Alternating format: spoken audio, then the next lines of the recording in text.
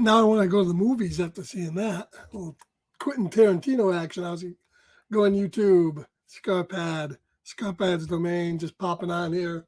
Say hello, unbox a box I got from my online comic store, and just gonna hang out and chill for a few and talk about some stuff. Hope you're all doing good. Happy Sunday night. Don't forget tomorrow night at what time? 7:45, I think it is. We're going to be discussing a Roger Corman classic, and of course, I'm talking about this guy right here. Of course, you can't see him. Battle Beyond the Stars. He's in back of me right there. There you go. Battle Beyond the Stars should be a good flick. I watched it this afternoon again. I tell you, every time I watch that movie, I have a good time because it's amazing to see what Roger Corman can do on a shoestring budget. I'm gonna have to look up and see how much that movie cost, but it could have been a lot too much. He usually uses stock footage from a lot of his films. This one wasn't pretty much any stock footage I could spot, but it became the stock footage film of the day, du jour for other films. I think Space Truckers used a lot from this. Star Crash, maybe. This could have used a little bit from Star Crash. I'm not really sure. But he recycled a lot. And you'll notice stuff in this movie that you're going to see in a lot of other movies that Roger Corman makes. That came out in I think it's 1981. Hey, it's Don Drizzle in the house. How you doing, Don? Good to see you, my man. How you doing? So, tomorrow night, 7:45, I think Dylan and Steph will be here, at least, maybe a few others, to talk about Roger Corman's Battle Beyond the Stars on Scarpad's Sci-Fi Sojourns. And then the week after that, we have coming up Wing Commander. There's a lost, obscure movie from the 90s with Freddie Prinze Jr. and Matthew Lillard. Remember that? Based on a huge eBay that was a computer gaming nerd back in the early, late 80s, early 90s, knew about Wing Commander. Wing Commander was a huge franchise from Origin Software that just burned up the PCs. The first type of movie that had the big overarching story in cinematics. You can still go up on YouTube and find them. I think Mark Hamill was in a couple of the games as the star of the cinematics, and it's some good stuff. The movie, well, we'll discuss that, but the games themselves were pretty popular back in the day. As I said, I remember playing them. And I know at least a couple of them came out for like the SNES system. Of course, on a playing computer games on a console is never always fun, and that was probably no exception to that rule. So we have that coming up here tomorrow night, and then the Robbie on Monday night has perhaps, dare I say, the best gangster movie of the last 50 years. Is it better than The Godfather? I think it's better than The God. I don't know. I like it better. It's Goodfellas. The story, the performances are so memorable. The music is fantastic. Somebody that lived in the 70s loved all the Eric Clapton and stuff that's in it. And one of Martin Scorsese's best movies, definitely. And that's coming up on Monday night at I think about 9:00 on Pop Culture Philosophers.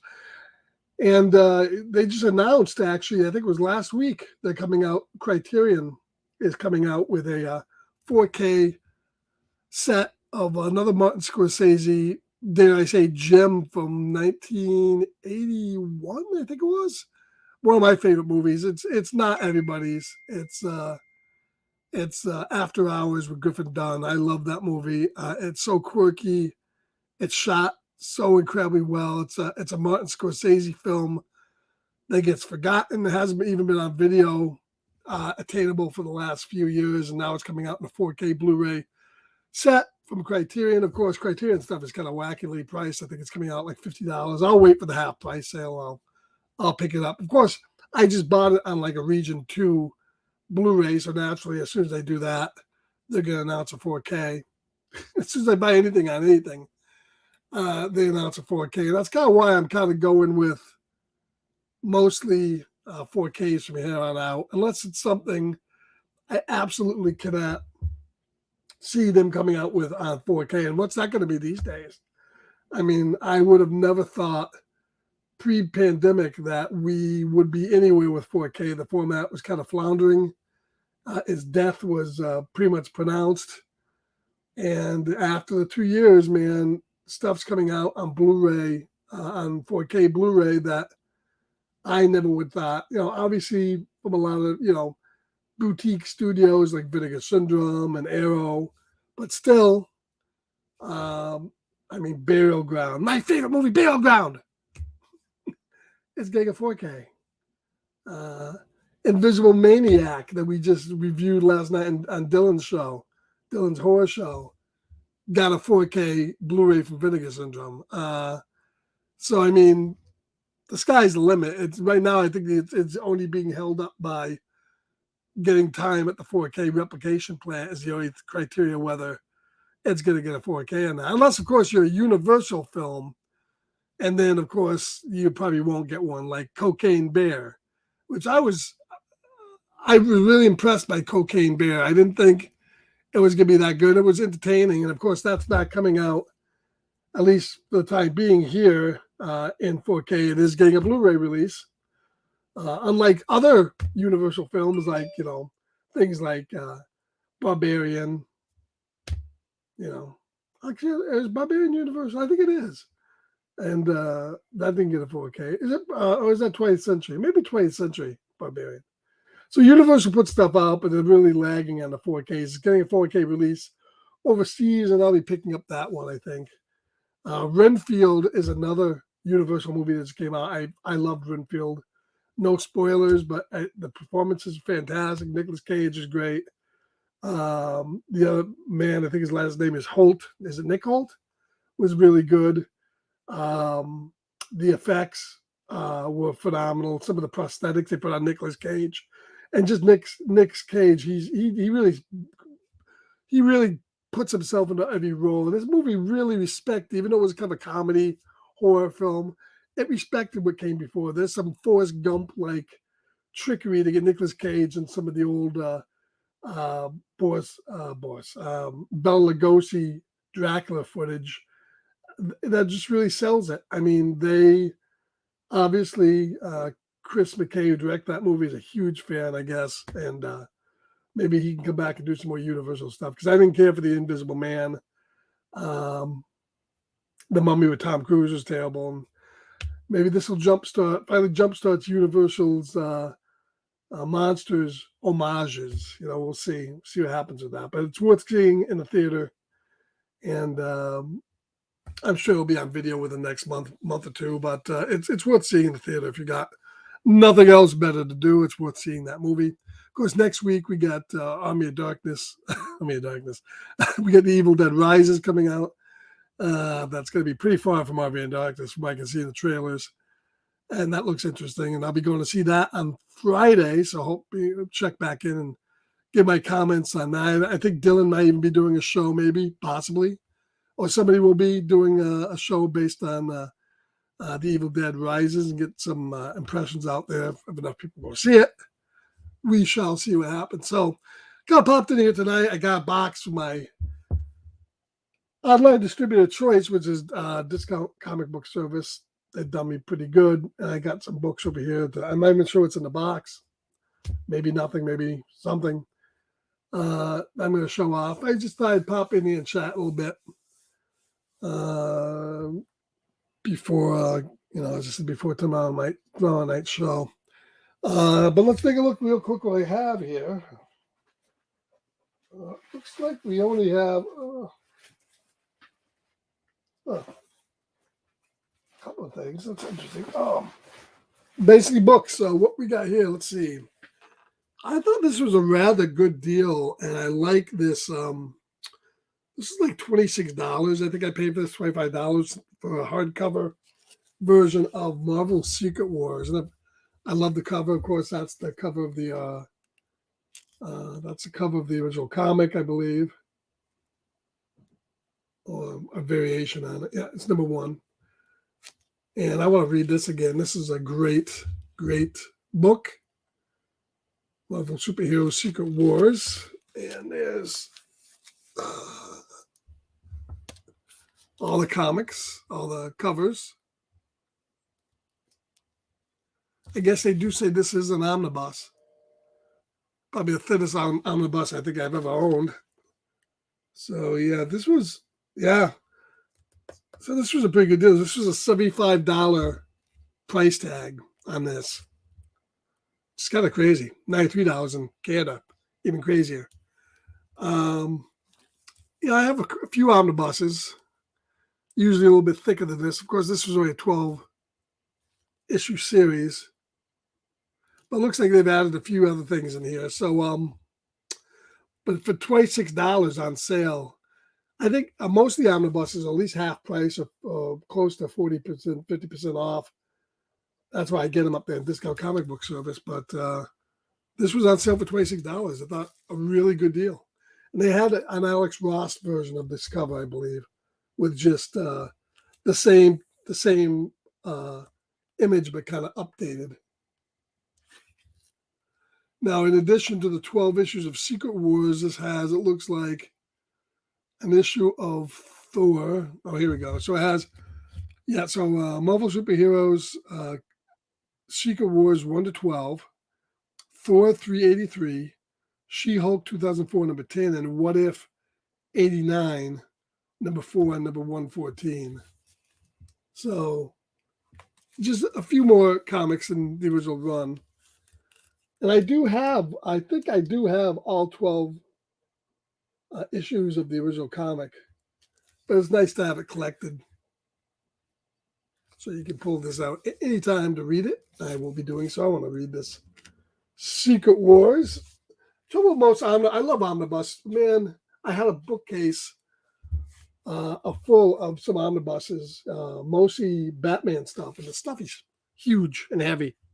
And my bookcase just collapsed. It was one of these Amazon, $30 bookcases. You really need to, if you're going to collect these things, you need to go like IKEA or something, get the heavy duty shelves because they just weigh so much. So now what I did is I went and grabbed some of the, until I get a better bookcase, I grabbed the cloth comic bags, which I don't know if you can see them back there, but they're pretty good. They're cloth and they're a little flexible, but they're kind of heavy duty. And I'm putting them in there. I'm not moving them around a lot, but I'm putting them in there, and they're just sitting there, and they're doing all right. But as I said, omnibuses are tough, but these are not too bad. And let's see what else I have here.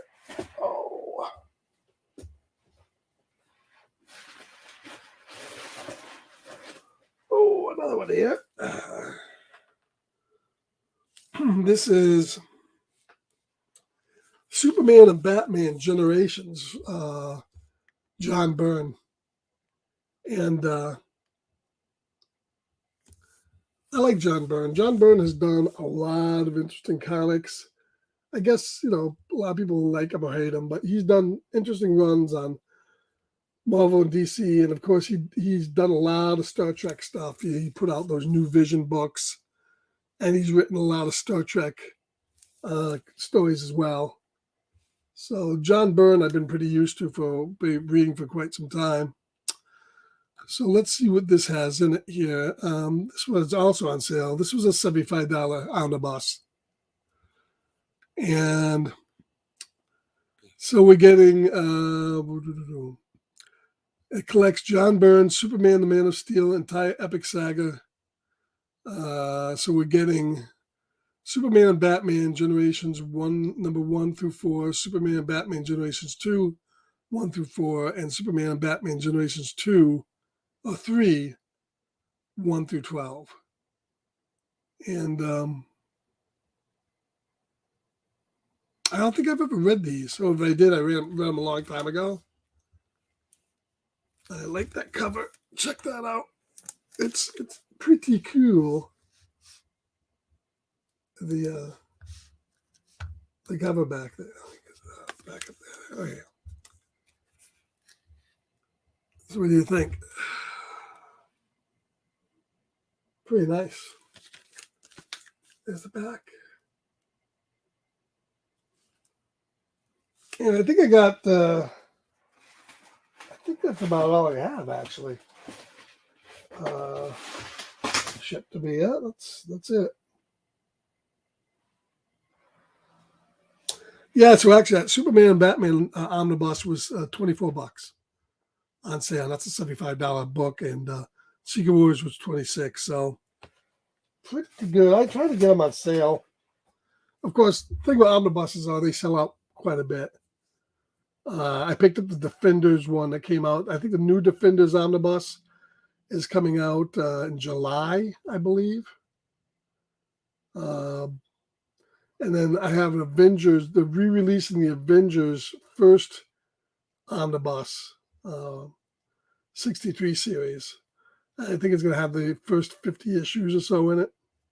And they got 2 more planned that I may pick up. As I said, like I got to be hit and miss on some of these because they're just so big and so heavy that I just don't have a place to put them.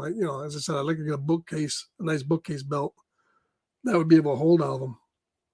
You see how Jim Mint and those guys kind of stuff they put up to hold omnibuses. So not much of an actually unboxing, really. Pretty light. I thought there was more comics in there than just those 2 books, but apparently that's all there is.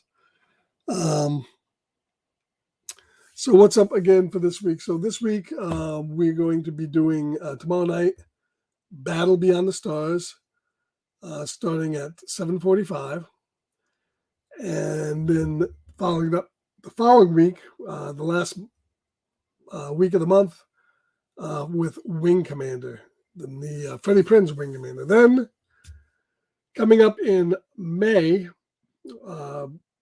on our Wing Commander show, we'll have the full list of stuff we're doing, and we got some exciting films coming out in May. We're going to start off with a request. Try to do requests when we can. And Dylan's brother, Evan, who is in the chat a lot of times for the shows and always supports both Dylan's Horror Show and my channel, wanted to have me do 12 Monkeys, the Terry Gilliam, Bruce Willis flick. And it'll be interesting now watching that. Of course, Terry Matalas, who just did Star Trek Picard Season 3, which I should do. When that's all done, I'll probably do a video on my opinions of that. But he did a show that was pretty good, pretty decent. It lasted like 2 or 3 seasons, I think, maybe even 4 seasons. I haven't seen them all. I think I saw the first 2, but I was pretty impressed by the TV version of 12 Monkeys. Wasn't bad. But as I said, I haven't seen it in a few years, and it's going to be interesting to see that movie again, knowing that Bruce Willis is no longer acting, and to watch him because he was really good in that. One of the movies that he turned in a really good performance was 12 Monkeys, and it's sad that the disease, which is ravaging his ability to speak and talk and remember at some point, will take him away. Because in the 80s, that man made a lot of movies that stand up. From Die Hard, Striking Distance, The Sixth Sense, Armageddon. So many movies, so many classic films. Like him or not, he certainly had an impact in the 80s and 90s, and it'll be interesting to see what I think of the 12 Monkeys when I rewatch that. First week of May, we'll be doing 12 Monkeys on the show, so stay tuned for that, and we'll have the full list next week on the Wing Commander show. I think tomorrow night will be interesting because, as I said, the movie has a lot of interesting stuff in it, Battle Beyond the Stars. It's basically a homage or another version of the Magnificent Seven, which was, I believe, directed by Preston Sturges, Western 1960, Yul Brynner. Who else was in that? The Wanted Dead Alive guy, Steve McQueen from The Blob. And it's a redo on that. A lot of movies redid Magnificent Seven, including Chris Pratt's remake. And it's got some interesting actors in it. We have, of course, Richard Thomas, who was in The Waltons, who's good in it. Diane Flugel, who was kind of a leading lady of the 80s and 90s. Sybil Danning with her costume. George Peppard from the A-Team and classic movies going back into the 60s. Sam Jaffe, who became the head of the Academy Awards, who was an actor, and then he was a big acting instructing coach, is in this movie. Morgan Woodward, big Western guy, is in this movie. Robert Vaughn, the man from U.N.C.L.E., playing basically the same character he did in The Magnificent Seven, is in this movie. And then John Sayles, who started off directing things like Return of the Secaucus 7 and went on to do so many great films, wrote this movie. And it shows because the script is top notch. So I hope you'll, and then I even mentioned another genre great, John Saxon, that's in so many Nightmare on Elm Street and so many films in the 70s and 80s. John Saxon's in this, playing the bad guy. A really fun flick. If you haven't seen it, go out and watch it. It's on the Cock. It's on Peacock. It's on Tubi. I think it's all over the place. You can find Battle Beyond the Stars out there, and go ahead and watch it and get prepared for tomorrow night and get in the chat and tell us what you think of this Roger Corman film that I like to call a classic, because Roger Corman himself is a classic. So, well, thank you, everybody who stopped by. Don Drizzo for saying hello. Hope you'll enjoy watching this on the rewatch. If you do like what you see on my channel, like, subscribe, and share, of course. Pop in here tomorrow night for Battle Beyond the Stars. Make sure you watch Robbie tomorrow night for his Goodfellas Monday night pop culture philosopher show. And then next Saturday night, Dylan's horror show, a great one. I mean, one of my favorite horror movies of the 2000s, and that's The Mist with Thomas Jane, based on Stephen King, and a movie that even Stephen King said he liked better than his book. So make sure you join us for that. And of course, if you have the Blu-ray, watch the black and white version, because that even makes it so much creepier than the full color version. So, well, thank you, everybody who's watching. We'll be watching on replay. We'll catch you tomorrow night. Scott Bad Sci-Fi Sojourns. And you guys have a good evening.